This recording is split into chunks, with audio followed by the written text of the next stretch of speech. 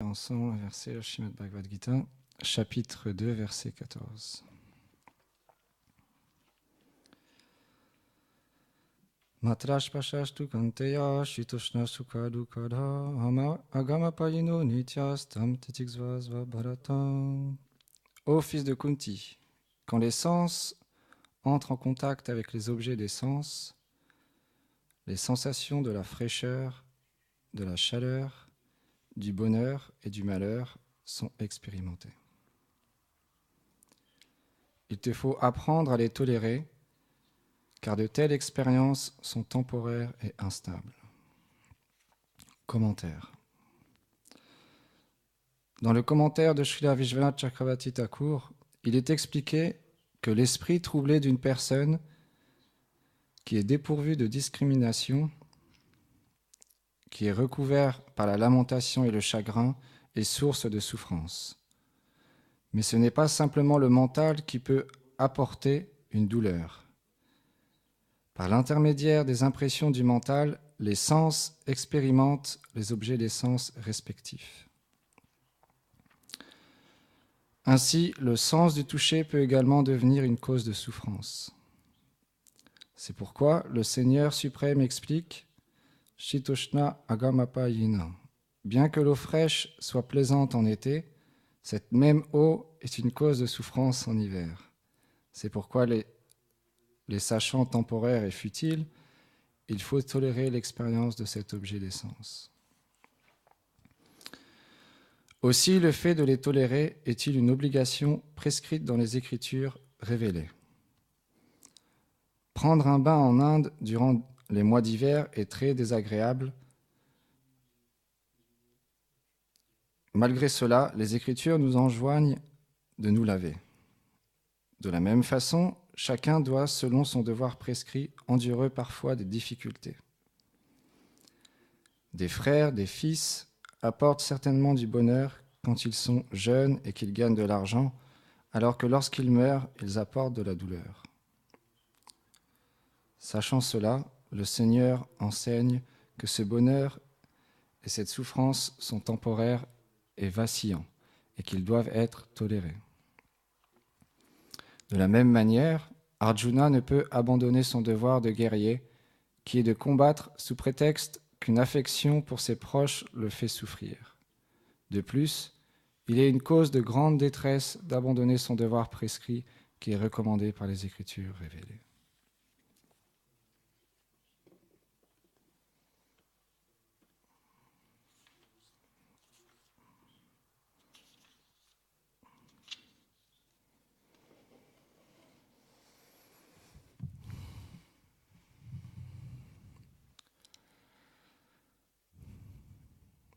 Om Agyanati Milandasya Gyanam Janam Sharakaya Shakshu Militam Yena Tasmahe Shri Gurave Namaha. Namam Vishnu Padaya Chaitanya Prestaya Rupine Shishimad Bhakti Chananaya Yati Goswamiti Namine. Namam Vishnu Padaya Radhikaye Priyatmane Shishimad Bhakti Vedanta Narayani Namine. Namam Vishnu Padaya Gauranga Prestaya Rupine Shishimad Bhakti Budayave Boyaniti Namine.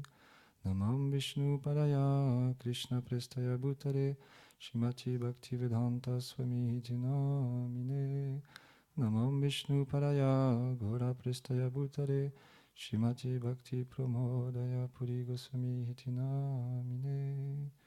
Namam Vishnu Padaya Achaya Shimarupine Shishimad Bhakti Pragyana Keshava Namine. Namam Vishnu Padaya Krishna Prestaya Bhutare Shrimati Bhakti Lakshaka Shidarev Goswami Namine. Namam Vishnu Padaya Krishna Prestaya Bhutare Shrimati Bhakti Siddhanta Sarasvati Namine. Jai Shri Krishna Chaitanya Prabhu Nityananda Shri Advaita Gadadhar Shivasadi Gaura Bhaktavrinda. Hare Krishna Krishna Krishna Hare Hare Hare Rama Rama Rama Hare Hare Vrindaye Tulasi Devye Priyaye Keshavasya Cha Krishna Bhakti Pratidevi Satchavache Namo Namaha Vanchakarpa Tarubhyacha Kripa Sindhubhya Evacha Patitanam Pavanebhyo Vaishnavebhyo Namo Namaha. Avant de commencer, j'implore la miséricorde de Srila Bhakti Chandanyati Maharaj qui m'a demandé de faire ce service qui est de parler sur les gloires de Krishna, et à vous tous ici présents dans ce lieu saint qui est le temple de Gopalji Mandir. On est très fortunés d'être ensemble réunis aujourd'hui pour parler des gloires de Krishna. Et dans le Srimad Bhagavatam, c'est expliqué qu'un être, il désire entendre les gloires du Seigneur Krishna de la bouche d'un saint, d'un pur Vaishnava. Mais infortunément, aujourd'hui, la personne qui parle n'est pas un saint. Mais il continue, il explique qu'un disciple, il répète les paroles des saints Vaishnavas, de son maître spirituel. Et de cette manière-là, on peut bénéficier de ce service extraordinaire qui est l'écoute à travers le Harikatha, Sadhu Sangha, l'association entre Vaishnavas. Parce que quand on est associé entre Vaishnavas, on parle de Krishna. C'est le principe.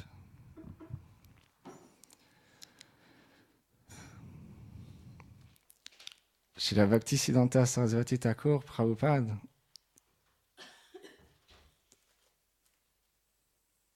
il expliquait, le matin en se réveillant, on devrait prendre une chaussure et se frapper la tête avec pour contrôler le mental. Tellement le mental est difficile à contrôler.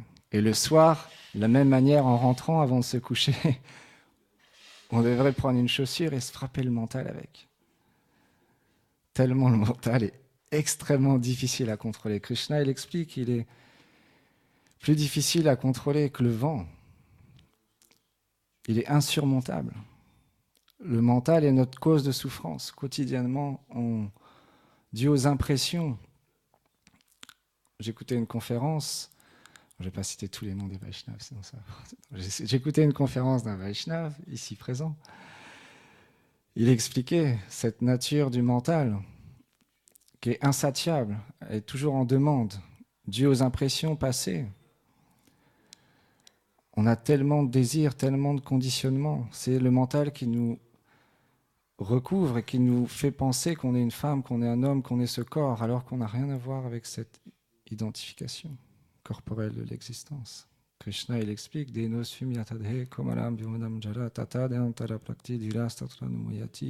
à l'instant de la mort, l'âme prend un nouveau corps, aussi naturellement qu'elle est passée dans le précédent de l'enfance à la jeunesse puis à la vieillesse. Ce changement ne trouble pas qui a conscience de sa véritable identité, qui est d'être une servante, un serviteur éternel du Seigneur Krishna.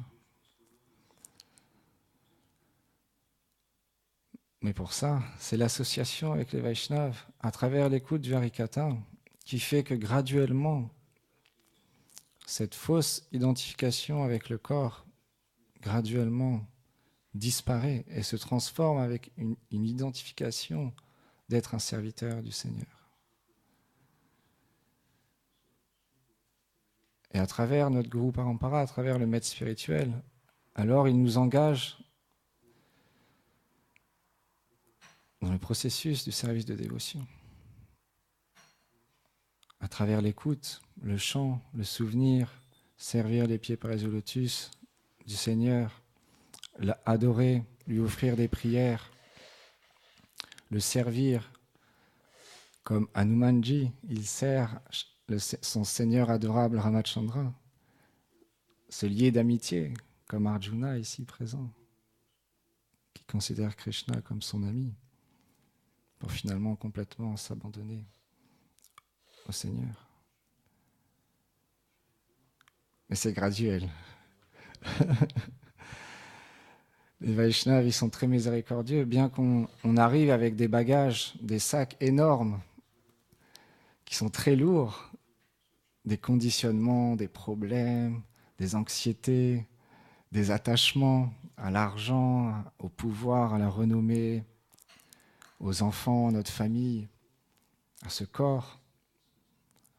Et dû à toutes ces identifications, on est tellement anxieux.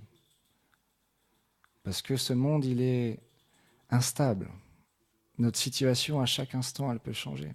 On peut avoir un travail pendant 5, 10 ans, 20 ans, et d'un coup, on perd notre travail. On peut avoir un mari, une femme, des beaux enfants, tout va pour le mieux dans notre famille, et à un moment ou un autre, une catastrophe naturelle, un tsunami, un ouragan arrive et emporte tout.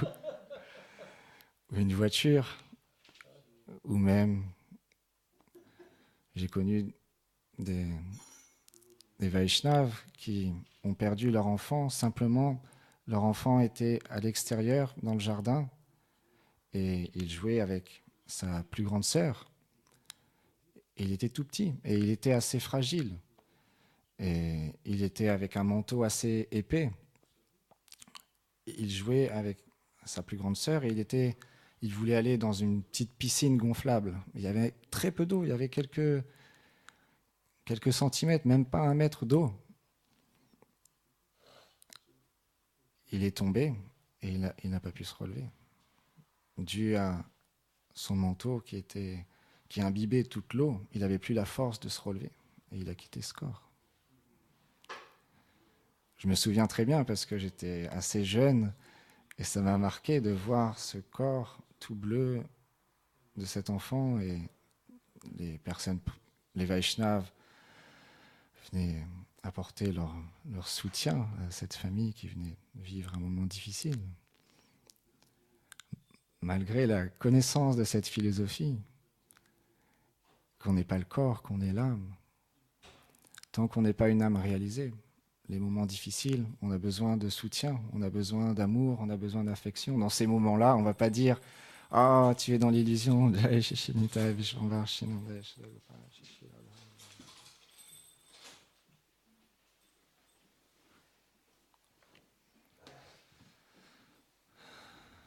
Tu es dans l'illusion, pourquoi te lamentes-tu?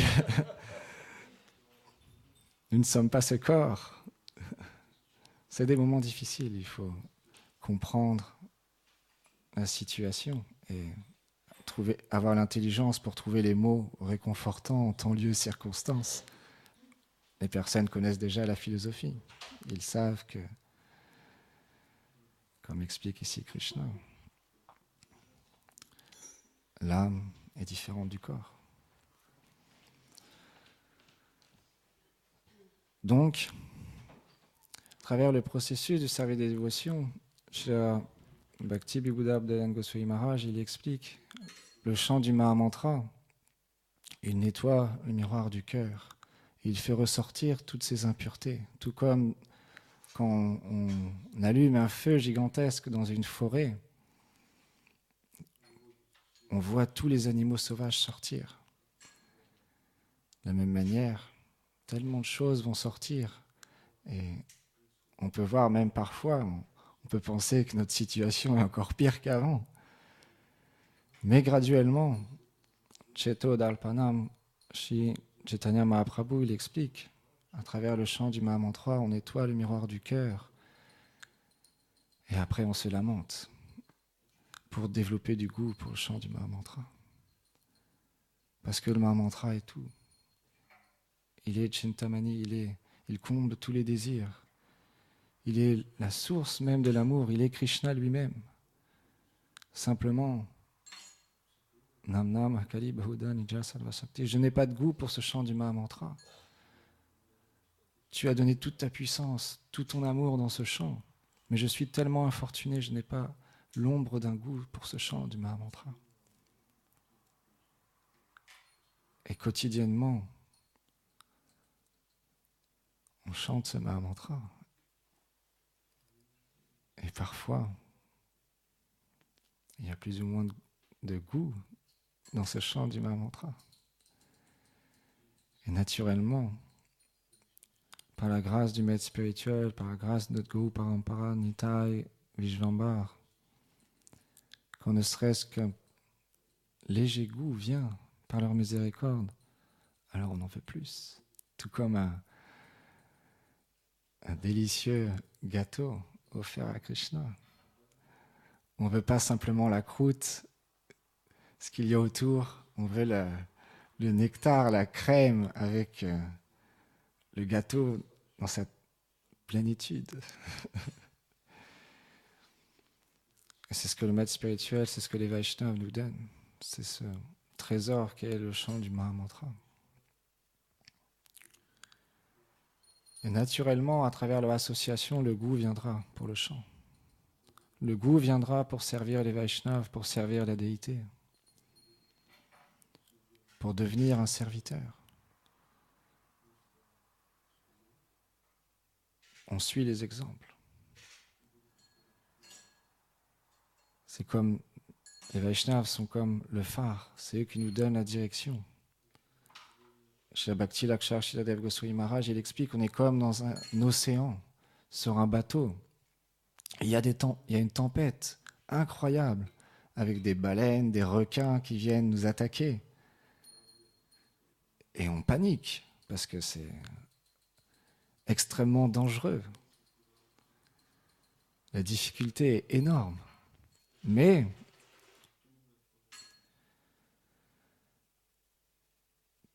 par la miséricorde de Krishna, une rare jiva, un rare être obtient cette bonne fortune que de recevoir l'initiation du maître spirituel.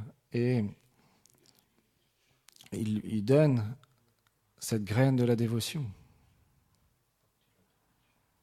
Et donc à ce moment-là, sur ce bateau, bien qu'il y a toujours les difficultés, bien qu'il y a toujours au début l'identification avec le corps, l'anxiété,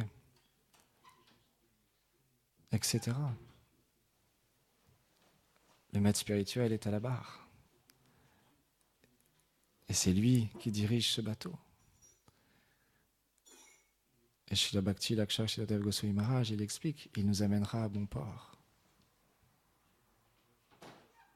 Les Vaishnavas, notre Guru Parampara, ne nous donne pas plus de gratification avec les sens, ne donne pas la libération.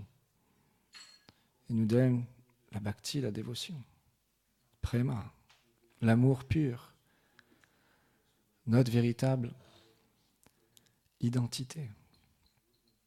Puisque eux-mêmes, comme Krishna il explique, Jai Shri Nishingadeva Bhagavan ki Jai.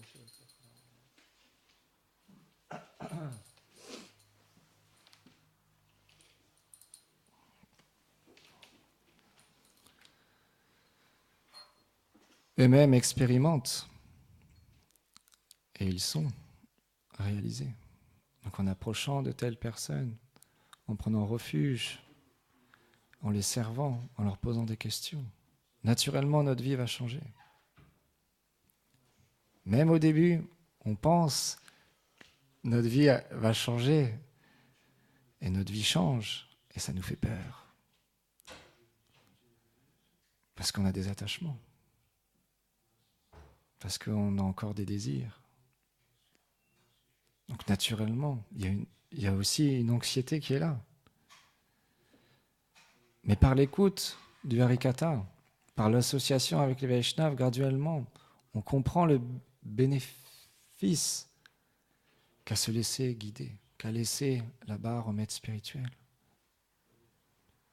Car lui sait seulement qu'est-ce qui est bien pour nous dans notre vie, comment nous aider à progresser.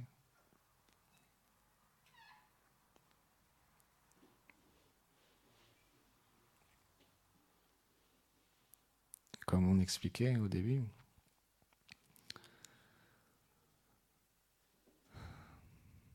on désire écouter, entendre les gloires du Seigneur Krishna et de ses associés.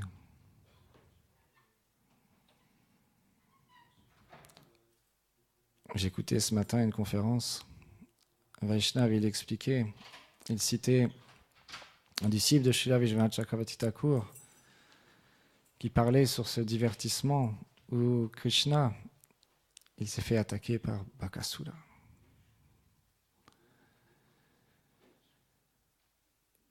Et quand les pâtres ont vu Bakasura attraper Krishna, avaler Krishna, Ils lui ont dit, mais tu es un idiot. Tu as pris notre vie, mais tu as oublié notre corps. Qu'est-ce que tu es en train de faire? On ne peut pas vivre sans Krishna. Avale-nous aussi. Et Subhadra, qui est un Sulit Saka, le matin même, Yashoda Maya l'a appelé. Elle lui a dit, mais viens ici, Subhadra. Je sais que tu es fort et costaud. S'il te plaît, protège mon enfant, Gopal. Et Subhadra dit, oui, mère, oui, bien sûr. Mais là, il voit Bakasura qui a avalé Krishna. Et il dit, mais comment je vais pouvoir annoncer à Mère Yashoda que son fils Gopal n'est plus là? Et donc il dit, de la même manière, il dit à Bakasura, prends-moi aussi.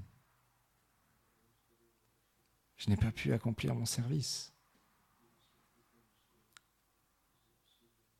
Bhakti-Chandana Yati Maharaj, il y a quelques semaines, expliquait le principe extraordinaire du seva.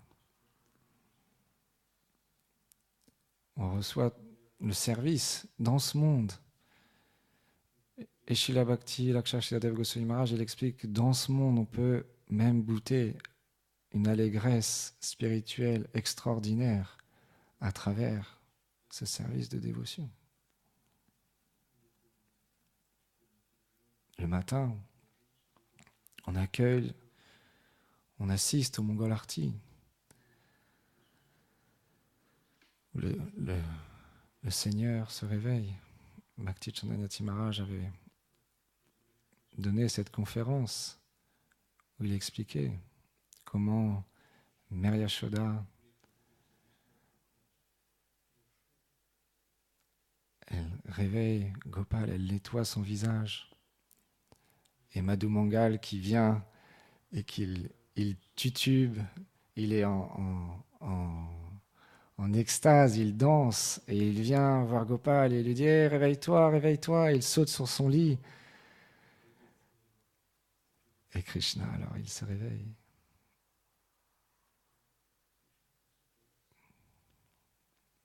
Et quand il bâille, une lumière extraordinaire sort de sa bouche. Une odeur se dégage tellement merveilleuse. Et tous les amis de Krishna ont été appelés par Balaram. Et ils attendent et ils crient. Krishna, Krishna, viens jouer avec nous, viens jouer avec nous. Qu'est-ce que tu fais encore à dormir? Réveille-toi. Et Krishna, il descend. Et tous ses amis viennent le voir. Il étreigne. Il danse. C'est un festival extraordinaire. Que les Vaishnavas, quand ils chantent, ils méditent sur ces descriptions de Vraj et ils réalisent dans leur cœur. Et ils nous transmettent pour nous permettre de progresser, pour nous permettre de développer le goût, sans avoir ce goût de vouloir, comme expliqué, il faut connaître le lieu. C'est comme si on va aller en Angleterre. On se renseigne sur le lieu. On a des personnes qui y sont déjà allées, qui nous disent « Ah, c'est comme ça, il y a tel endroit, tu devrais aller visiter tel endroit, c'est vraiment extraordinaire. »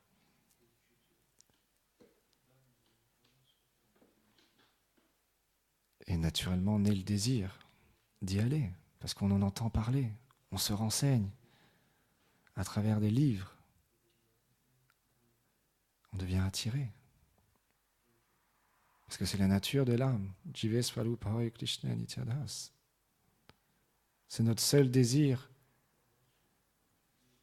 véritable.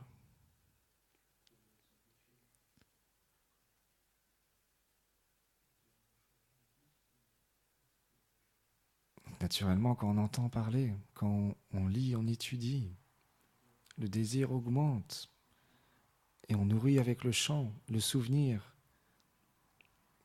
l'écoute. Et on pleure. Chez la Govinda Maharaj, il explique. En anglais, il dit « You have to cry, you have to cry, you have to cry for Krishna ». Il faut pleurer, il faut pleurer, il faut pleurer pour obtenir Krishna, pour avoir Krishna. Et encore une fois, simplement l'attitude fera qu'on arrive à pleurer.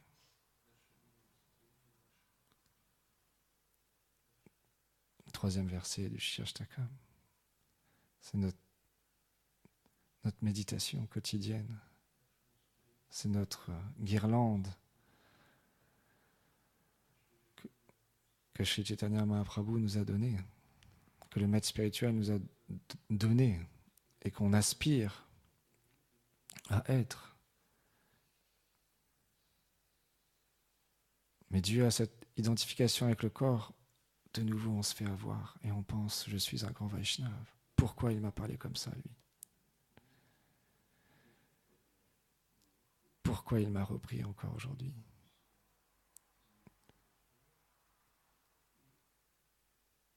Et notre cœur devient bardé de fer.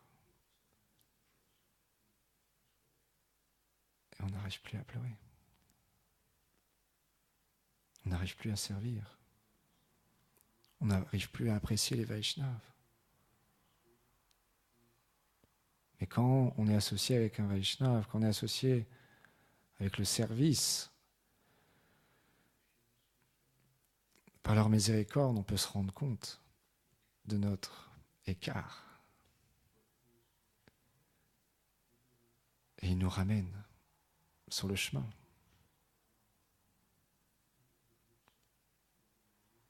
Et de nouveau, l'enthousiasme vient. De nouveau, la conviction vient. De nouveau, on devient patient, tolérant, comme Prahlad Maharaj, son père.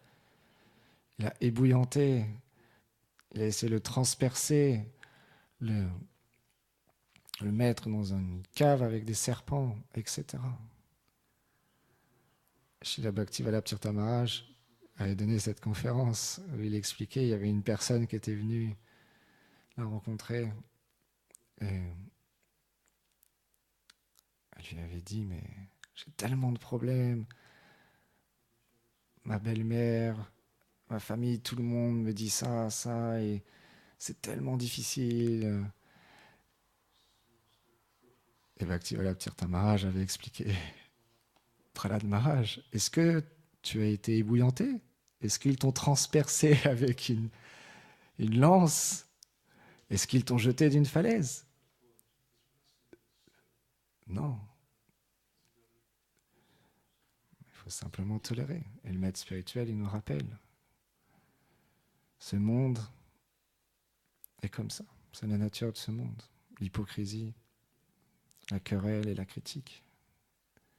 Il n'y a pas d'autre choix que de tolérer et de prendre refuge dans le saint nom de Vaishnava et dans le service.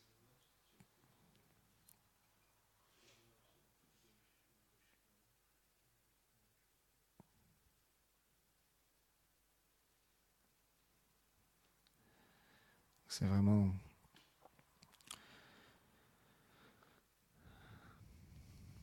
un processus qui est graduel et qui fait que, naturellement, Srila Bodhan Maharaj il m'avait expliqué, c'est comme des vagues. Au début, on a des hauts et des bas. Donc, naturellement, on a des moments où on est enthousiaste et des moments où on est moins enthousiaste. Et on devient un peu plus enthousiaste, un peu moins enthousiaste, pour un jour devenir fixe et développer le goût, le réel goût, pour chanter, pour être avec les Vaishnavas.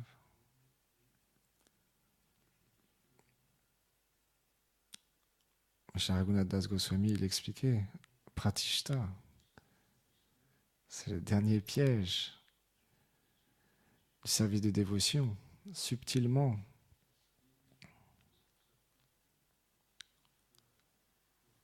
Il y a cette chose en nous.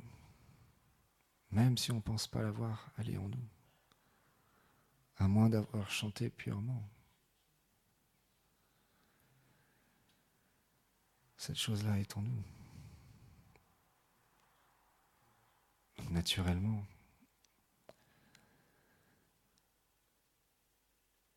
il y a des moments difficiles dans la vie spirituelle où on s'identifie à être un grand Vaishnava. Où on s'identifie à être un grand chanteur de bhajan, un grand conférencier, un grand distributeur de livres, un grand cuisinier.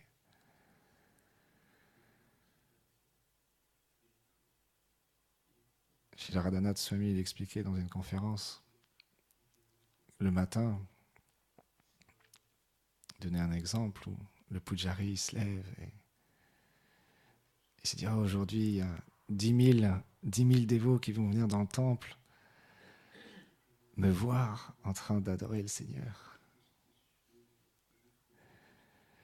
Et il expliquait, mais qui a donné ce service, le maître spirituel, qui viennent voir les dévots, ils viennent voir le Seigneur.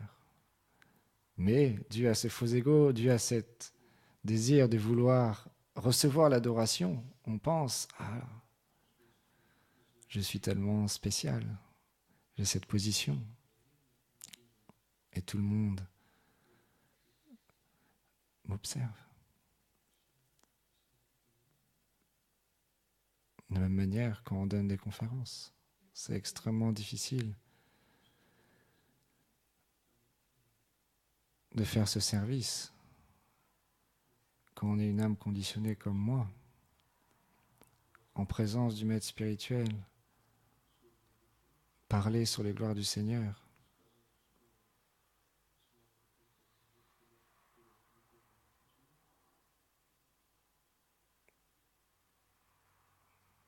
C'est extrêmement difficile.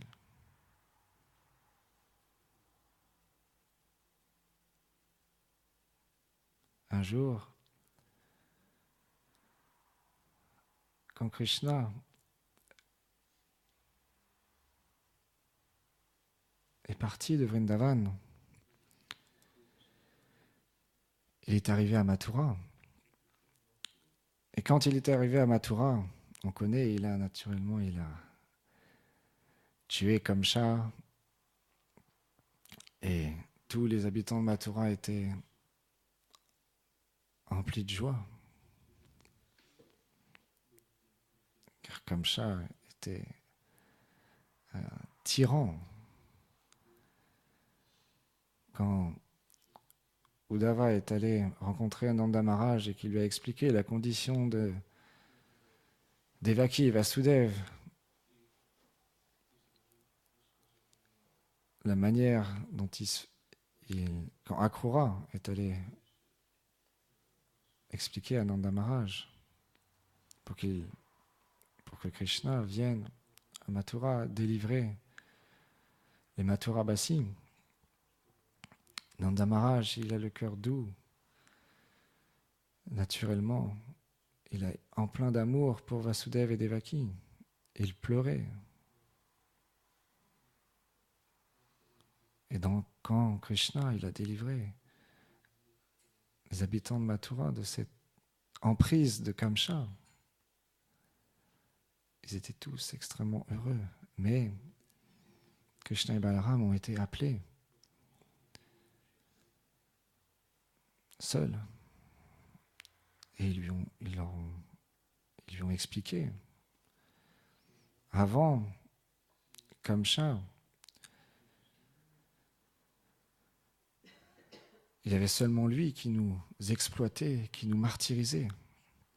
On ne prêtait pas attention à tous les autres rois qui pouvaient éventuellement venir nous attaquer. Mais maintenant que Kamsa est mort, Jarasandh et d'autres vont venir attaquer Mathura. nos situations est encore difficile. S'il te plaît, Krishna, comprends notre situation et reste. Et Nanda Maharaj, quand il est parti de Vrindavan, tous les habitants de Vraj sont venus à la porte et ils ont commencé à crier, à hurler, à pleurer de séparation. Ils ont dit « Qu'est-ce que tu fais, Mère Yashoda ? Ta maison va être vide. Tu es en train de laisser partir ton objet d'amour, ton enfant chéri, Krishna. » Et Mère Yashoda a expliqué qu'il n'avait pas à s'inquiéter. Il était entre les mains de Nanda Maharaj et d'Akrura et qu'il allait bientôt revenir. Nanda Maharaj lui-même a dit « Ne pensez pas que je pars joyeusement. Je vais revenir avec Krishna et Balaram. » Et à ce moment-là, quand Krishna et Balaram ont entendu le discours des habitants de Mathura,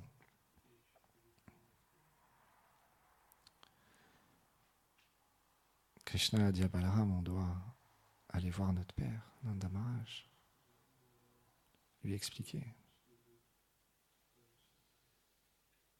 Et Nanda Maharaj, quand il a entendu le discours de Krishna,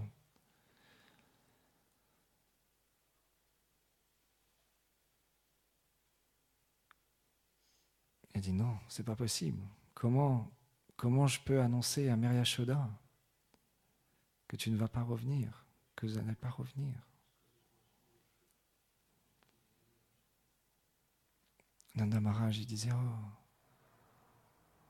on va tous venir habiter ici à Mathura.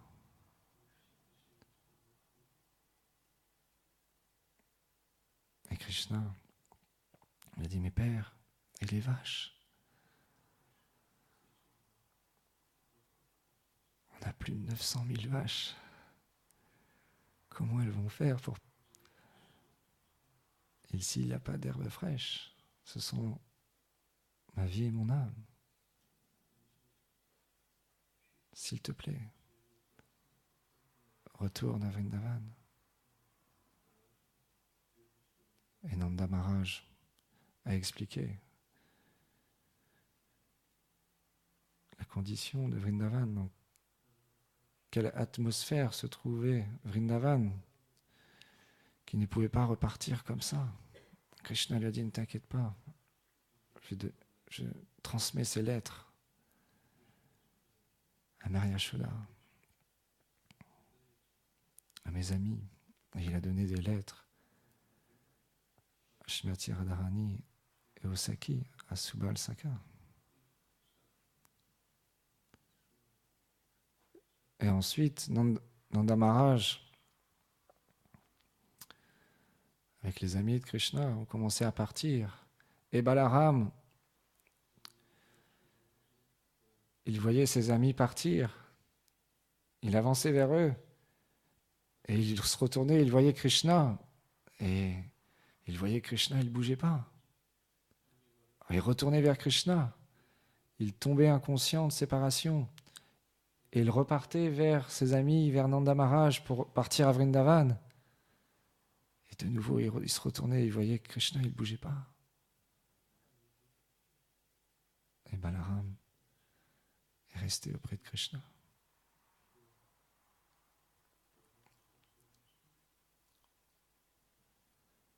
Nous-mêmes, notre place n'est pas ici. Notre place est avec les Vaishnavas.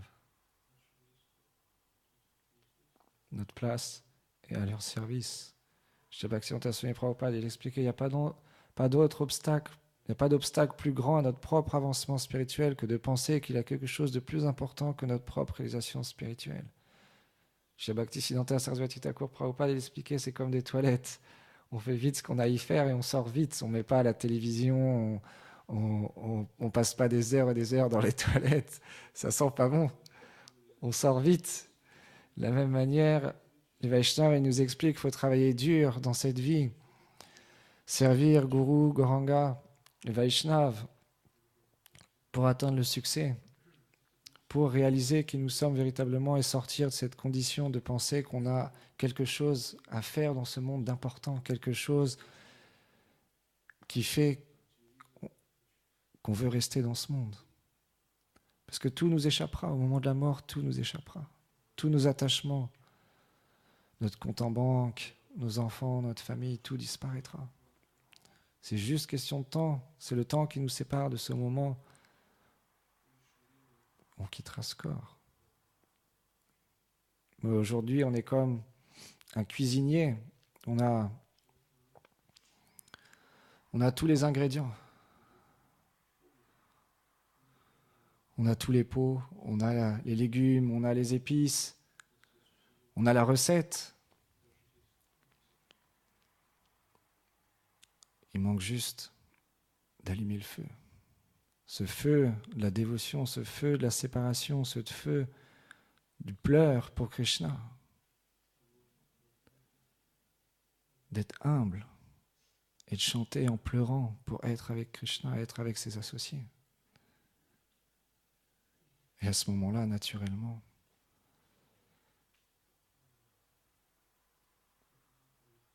on sera comblé, blissful, comme dit Srila Bodhidharma Maharaj. C'est ce qu'on veut. Personne qui veut être en anxiété, en désharmonie, qui veut être malheureux toute sa vie, levez la main. Qui veut être blissful. Tout le monde. Même quand on est dans la rue, on rencontre des gens. En distribuant la connaissance, la Bhagavad Gita, Krishna, sous la forme littéraire. On a juste envie de leur dire, prenez le livre, soyez heureux.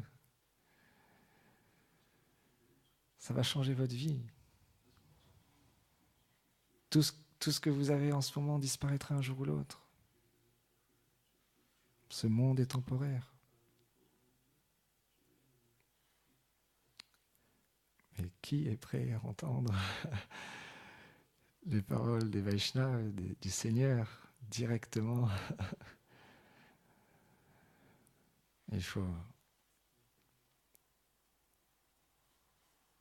avoir la ferme conviction, avoir la foi, la dévotion, et transmettre ce que l'on a reçu d'une manière intelligente aux personnes qu'on rencontre, en fonction des personnes qu'on rencontre. Suivant la sous-critique à une personne, le discours sera différent.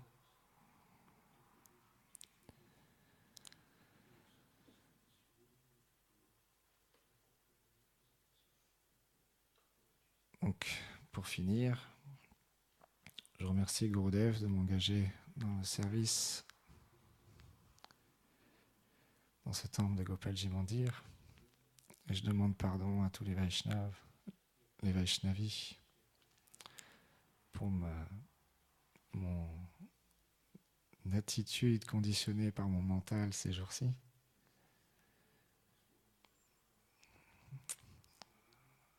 Mais par la miséricorde de Guru Goranga, on peut graduellement changer. Go,